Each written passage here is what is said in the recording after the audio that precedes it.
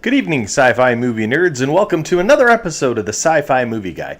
My name is Mike, and this is weekly show number 26. So we're going to get started, as we always do, with Star Wars news. And our first story today is, according to Carrie Fisher, there was a reason she and Harrison Ford had such chemistry in Star Wars. Almost 40 years later, the actress says she and Ford had an affair on the set of the now iconic 1977 film. It was so intense, Fisher told People magazine. It was Han and Leia during the week, and Carrie and Harrison during the weekend. What's new on Netflix, Amazon, and Hulu this month? Fisher, 60 years old now, has a new book coming out, and based on her diaries from that time. The Princess Diarist, as billed as Carrie Fisher's intimate, hilarious, and revealing recollection of what happened behind the scenes on one of the most famous film sets of all time, the first Star Wars movie. Fisher was 19 years old when she landed the breakthrough role of Princess Leia for the 1976 filming. Ford, then 33, was married to Mary Marquard, with whom he had 2 children. The couple divorced in 1979. Harrison later married E.T. screenwriter Melissa Matheson in 1983. They divorced in 2004. He's been married to actress Callista Flockhart since 2010. Fisher writes that she and Ford spent their first night together after a birthday party for director George Lucas. I looked over at Harrison, a hero's face. A few strands of hair fell over his noble, slightly furrowed brow, she wrote. How could you ask such a shining specimen of a man to be satisfied with the likes of me? I was so inexperienced, but I trusted something about him. She added, he was kind. Now, I read also that when Carrie Fisher released this story in her book, she asked Harrison if it was okay if she talked about this in her book. And he said, yes, go ahead. It was a long time ago. I had told my first wife, and we all know that cheating on your wife is not cool. And I didn't tell this story because I wanted sensationalism. I told this story more about this is what Carrie Fisher is doing. She's releasing this novel about her life and about Star Wars, and I probably am going to pick it up and read it because I would love to see her take on some of the behind-the-scenes stuff. As we all know, she's had quite the fight with bipolar disease and different things like that. So I think it's going to be an interesting read and to see where she was at in her mind frame when she was 19 years old. So, yeah, pick up this book if you want to, and we'll get on to our next story. So our next story in Sci-Fi or in Star Wars news is a new Rogue One featurette came out this week, and it's got quite a bit of behind-the-scenes footage.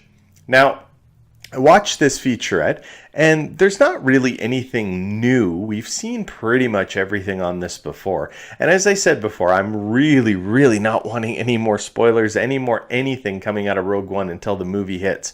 And then the movie hits in just under a month. And I am so excited to see this movie. It's crazy. Just got my new Rogue One hat, and I'm more excited to see this movie than I was for The Force Awakens, and even I think more than I am for Episode 8, because it happens right before Star Wars from 1977, Episode 4. And I love that time period. I love what's going on. Darth Vader's going to be in it. And I've been reading Rogue One Catalyst. I'm on Chapter 6, and this is a great book. You have to pick up this book before you see Rogue One, because it gives you so much character arcs on the characters we're going to be seeing, especially Galen Erso. Some of the things that he's gone through. I'm not going to spoil any of it, but I highly recommend you read Catalyst. I'm hoping to have it all finished before I go in to see Rogue One. So check out Catalyst and check out the new featurette of Rogue One behind the scenes stuff. So our next story in Star Wars news today is, since the Disney buyout, Palpatine's first Sith appearance has already received his own canonical miniseries from the Dark Horse's Dark Maul, son of Dathomir, which showed what Maul did in the waning days of the Clone Wars. Now Marvel is committed to giving Maul a new miniseries written by Cullen Bunn and drawn by Lou Cross, set just before The Phantom Menace. USA Today reports, the comic finds Maul untested warrior under the training of Darth Sidious, who would later become the Galactic Emperor. Told to stand down from engaging with the Jedi yet, Maul hunts down the worst of the worst in the cosmic underworld to vent his frustration. After learning a young Jedi Padawan named Eldra Kaitis has fallen into the hands of a crime lord, Maul seizes an opportunity to test his skills against a real Jedi, but also may turn someone else to the dark side. It goes without saying that Palpatine's style of teaching is incredibly cruel, which is something we will see reflected in the way Darth Maul acts. But Maul's encounter with Eldra is also something which we will learn has serious implications on the mastermind he will become, as he tries his hand at swaying the Padawan to the dark side. In any case, it should be interesting to see what the Lucasfilm Story Group does with filling in the largely unexplored time periods, such as the period set before The Phantom Menace. As time goes on, issue number 1 of Marvel's Darth Maul arrives in February of 2007. Star Wars Newsnet will sure to be fill you in as we learn more. So I got this from StarWarsNewsNet.com. They are an incredible place to get Star Wars news. Love these guys. You should go check them out for sure. And this is a really exciting story. I really can't wait to read about what happened to Darth Maul before The Phantom Menace. Because I have to be honest with you, he wasn't that engaging in the movie The Phantom Menace, and Obi-Wan cuts him in half. But then I really got to like this character in the Clone Wars, and even more so now in Rebels with his story arcs with Ezra. So I think he was very underutilized in the movies, very well utilized in the TV shows, like the animated shows.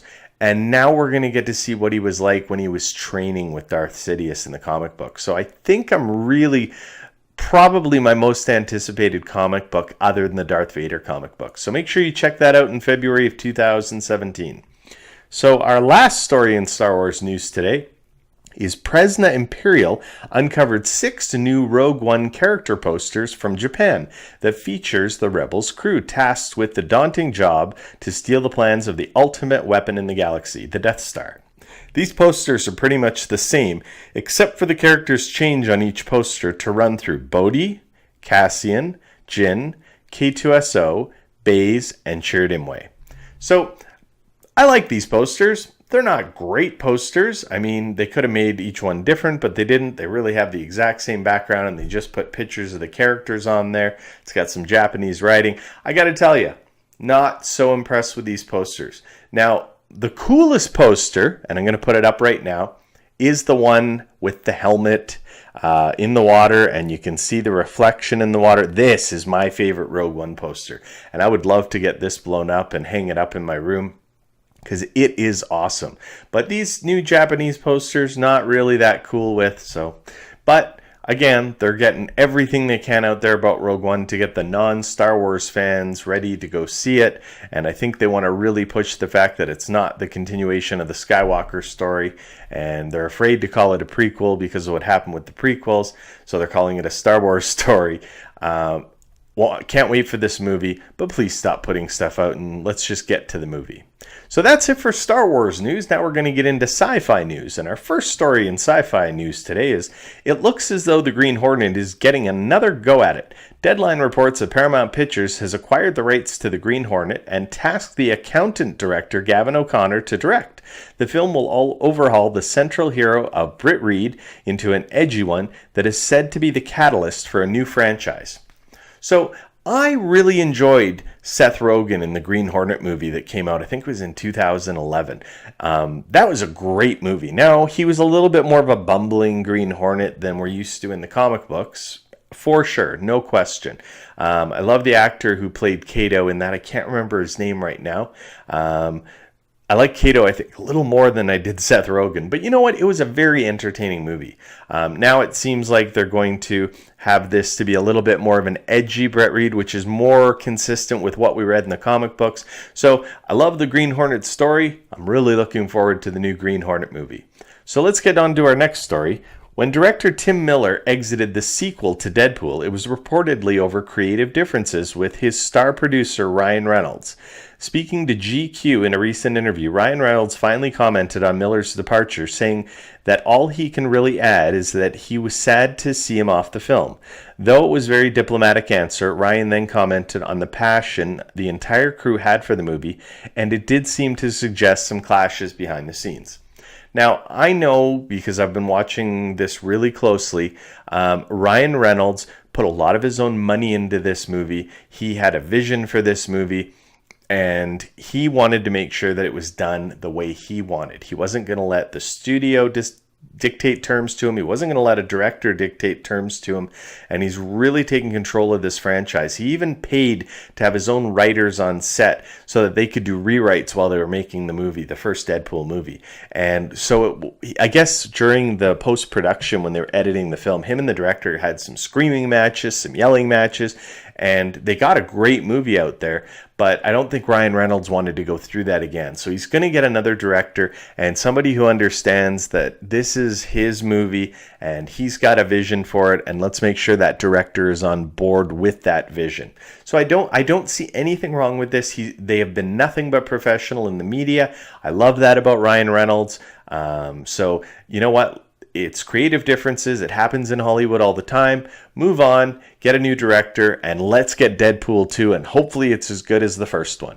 So our next story in sci-fi news is The Wrap is reporting she is also currently scripting the Harley Quinn Birds of Prey spin-off movie for Warner Brothers and DC Films. The trade reports that the film is not just a Quinn solo movie, but rather would feature multiple female superheroes and possibly villains in the DC Comics universe. Margot Robbie is attached to reprise her role as Quinn and is also producing the untitled project. No release date has been set. So this is awesome. We're going to get Black Canary. We're going to get Batgirl. Maybe it's the Batgirl in the wheelchair.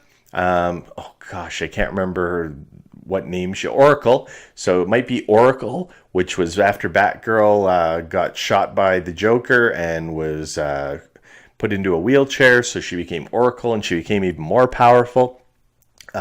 I'm really excited to see this, and I hope that they get some really great actresses to play Batgirl, to play Black Canary, and I hope we get a really great movie because Margot Robbie was the best thing about the Suicide Squad as far as I'm concerned. Love the movie. I think I gave it a 7.5 out of 10. I know a lot of people didn't like Suicide Squad. I'm a little bit of a DC guy, I'm not going to lie. I don't get paid to say that. I just love DC movies. Wasn't the greatest, could have been better. Hopefully this Margot Robbie movie will be better with Harley Quinn's new movie. So let's get into our final story of the week.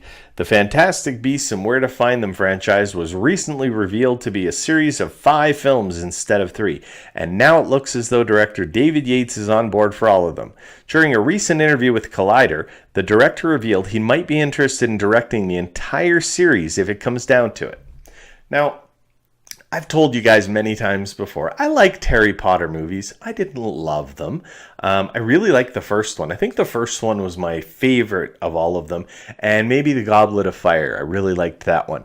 But Fantastic Beasts and Where to Find Them, it's going to have to be an unbelievable movie to get me hooked into this franchise. Because, again, Harry Potter was just okay. I'm not super excited to see Fantastic Beasts and Where to Find Them. I'll probably wind up going and seeing it a couple weeks into the run, and I will let you know what I think of the movie. Hopefully it just grabs me because I'd love to see another trilogy of movies that I love. I'm guessing probably not, though. So that's it for weekly show number 26. Thank you everybody so much for tuning in. I would really appreciate it if you liked this video, if you'd subscribe to my YouTube channel so I can get up my subscribers. I've been doing this show for almost 6 months now, and I think I'm just about at 50 subscribers. So once we get to the 1 year mark, I'd really love to have over 100 subscribers. That would be amazing. So please help me out, subscribe, leave a comment in the comment section below and let me know what you think of the movie, what you think of the show. And if you want to email me, you can email me at movieguySciFi@gmail.com, or you can follow me on Twitter at movieguySciFi. And remember, everybody, nerds rule the world.